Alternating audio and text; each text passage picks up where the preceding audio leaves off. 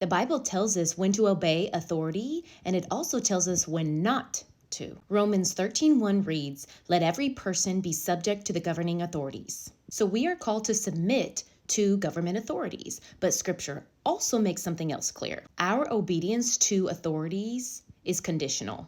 Acts 5:29 reads, "We must obey God rather than man." In other words, we follow authority as it aligns with God. When authority commands what God forbids, or forbids what God commands, our obedience is to God first. And Shiphrah and Puah in Scripture are two women that demonstrated this beautifully. By Exodus 1, Israel has greatly multiplied. A new Pharaoh rises who does not remember Joseph.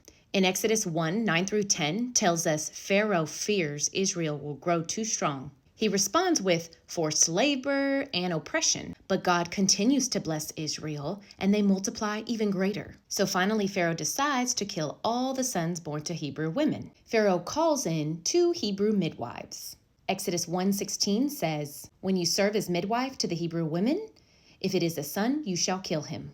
But Exodus 1:17 reads, "But the midwives feared God and did not do what the king of Egypt commanded them, and let the male children live."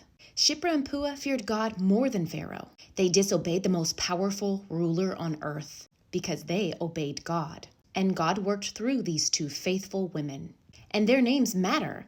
Their names are intentionally included in Scripture. And their names have meaning. Shiphrah reflects the meaning of moral beauty, and Puah means to protest or to speak out against injustice. And in Exodus 1:21, because they feared God, God blessed them.